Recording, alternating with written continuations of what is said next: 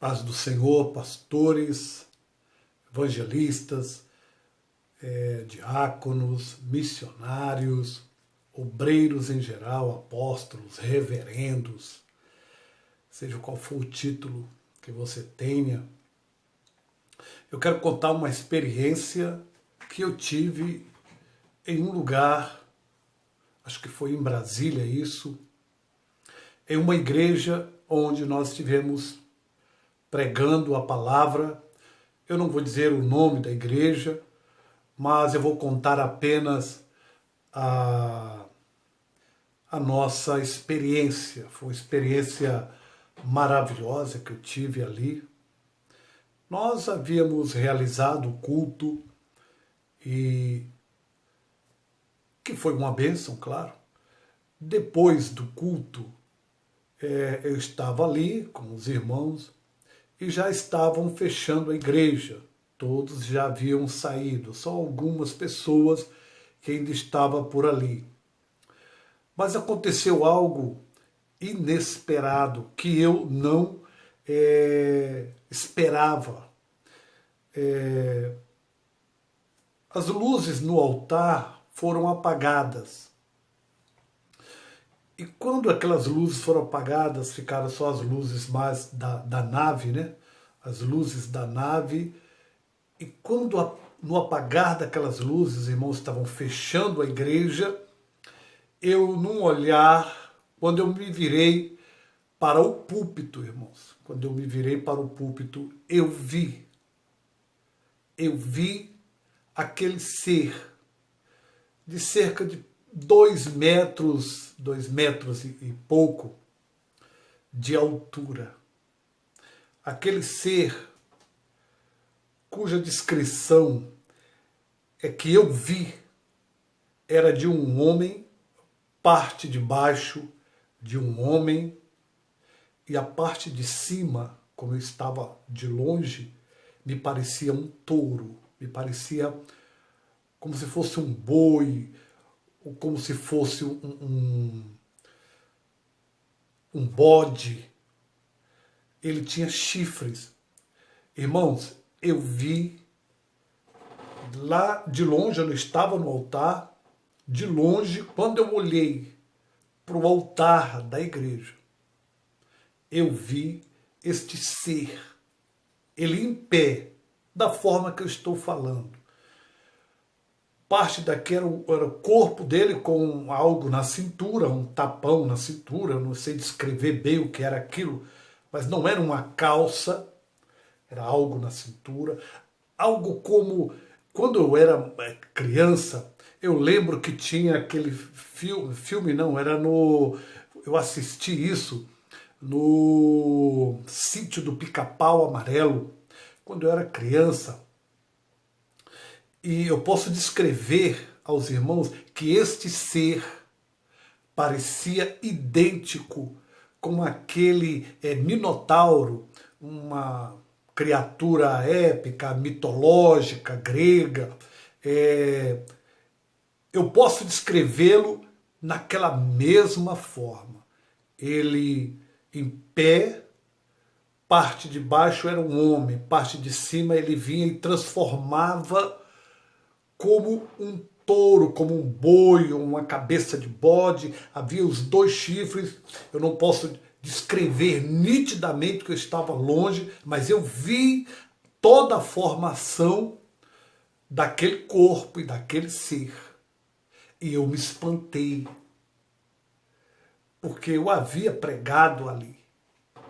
Eu havia pregado. E quando eu vi aquele ser na penumbra da igreja, naquele altar meio sombrio, né, porque já havia apagado as luzes ali, tinha poucas luzes onde eles estavam já apagando na nave da igreja, e eu vi aquele ser de mais de 2 metros de altura, e ele trazia esta figura, esta forma. E eu disse, meu Deus, o que é isso? O que é aquilo? E o Senhor me disse, e Deus falou comigo e disse-me, meu filho, este é Beelzebul. Irmãos, eu nunca tinha tido uma experiência dessa. Jamais esperei ter uma visão dessa com Beelzebul. E o Senhor disse para mim nitidamente: eis aí Beelzebul no altar da igreja. E eu disse: mas Senhor, mas o que esse demônio faz no altar da igreja? O que quer dizer isso? E na mesma hora o Senhor me disse: esse demônio, ele age como o pai da confusão, do engano, do engodo nas religiões da terra. Não é apenas na religião evangélica, não. O Senhor me disse: esse é o pai da confusão, dos equívocos, do engano nas religiões da terra. Ele age para enganar. É Beelzebul, ele é um príncipe com esse formato, irmãos, com esse formato. E o Senhor me disse: ele age nas religiões da terra para trazer o engano, o equívoco, o engodo. É esse demônio.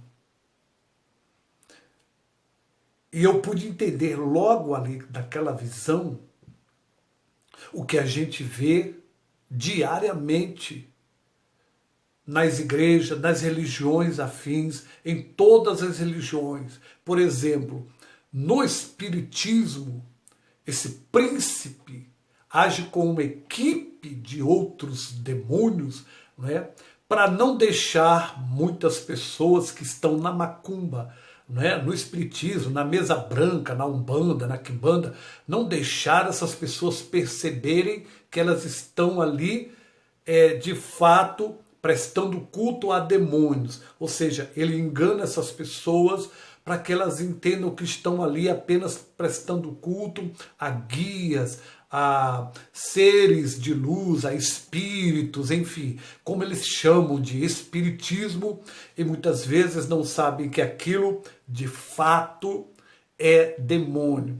Então ele age dentro até dos centros espíritas para não deixar a verdade chegar ao entendimento daquela pessoa que está no espiritismo. Ele também age no budismo para fazer com que aquela pessoa entenda que o budismo é só mais uma religião, não é, que leva a Deus. Ele age também com a sua legião, né, no meio das religiões afins evangélicas, nas religiões evangélicas, protestantes, neopentecostais. Ele age no engano, no engodo da palavra. Ele causa toda a confusão doutrinária. Daí o porquê alguns creem assim, outros creem de outra forma. Ele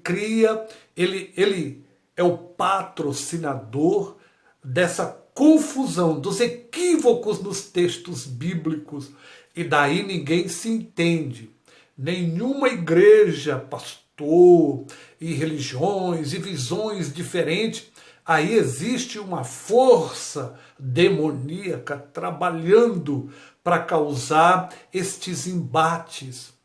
Isso explica o porquê que muitos pastores ficam se degradando na palavra, não é? Muitos pastores debatendo, um com um entendimento, outro com outro, e no fim, ou no fundo, o escopo, o objetivo de Beelzebul é de fato causar isso, e ele tem obtido êxito nas religiões mórmons, nas religiões seitonoítas, budistas, nas religiões católicas, enfim, de todas as formas. Beelzebul é o patrocinador das confusões, do engano, e o único objetivo dele é arrastar essas pessoas, seja evangélicas, não importa também títulos, se é pastor, se é ancião,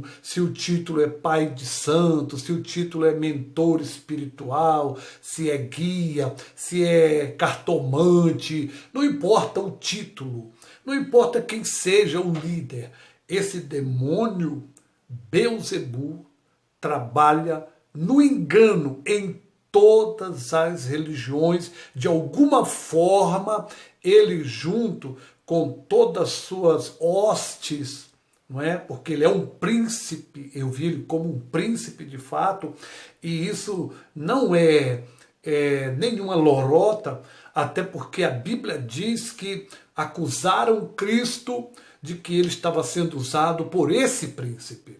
Eu nunca imaginei que um dia eu veria esse príncipe, Beelzebu. Já ouvi até alguns estudiosos dizerem que isso era uma lenda, que isso era uma conversa fiada e que esse demônio não existe. Eu quero dizer, irmãos, igreja, pastores, esse demônio de fato existe. E a Bíblia diz. E eu vi, e Deus falou para mim, e me disse o seu nome. Príncipe Beelzebu. Este foi o ser que eu vi no altar da igreja. Alguns que dizem assim, mas os demônios entram na igreja? Entram, eles estão lá. E esse príncipe Beelzebu, ele age exatamente na vida de líderes de qualquer religião. Quando a Bíblia diz que pregarão, dando ouvidos a doutrinas de demônios, irmãos, como é que esses demônios trarão as suas doutrinas para a igreja, por exemplo? É usando quem? É enganando quem? Os líderes, os pastores, os que estão à frente. Então é assim que ele vai infiltrar as suas doutrinas, enganando pastores através de quê? Da própria Bíblia, da própria palavra. Não foi assim que ele tentou contra Cristo, usando a própria palavra? Não foi usando a própria palavra de Deus, que Deus havia dado a Adão e a Eva, que o diabo foi lá, não é? E enganou Eva? Esses demônios, eles agem exatamente dentro das igrejas, usando a própria palavra de Deus, enganando pastores, fazendo eles deturparem o entendimento da palavra para que eles caiam em contradição e desgraça espiritual. Então fica o alerta. Beelzebu não é uma lenda. Beelzebu não é um mito, não é fruto de um estudo mitológico grego. Não, Beelzebu é um príncipe, é um demônio. E eu vi, e esse demônio trabalha em todas as religiões para enganar, para engodar, com o único objetivo, arrastar homens, mulheres e crianças para a condenação. Que Deus abençoe, fica o alerta, pastores, oremos e vigiemos. Beelzebu é demônio, Beelzebu existe e Beelzebu está agindo. O relógio do tempo já vai marcar a última hora. O povo de Deus já se prepara para ir embora. Com ansiedade nós esperamos o grande momento em que Jesus virá buscar-nos no arrebatamento.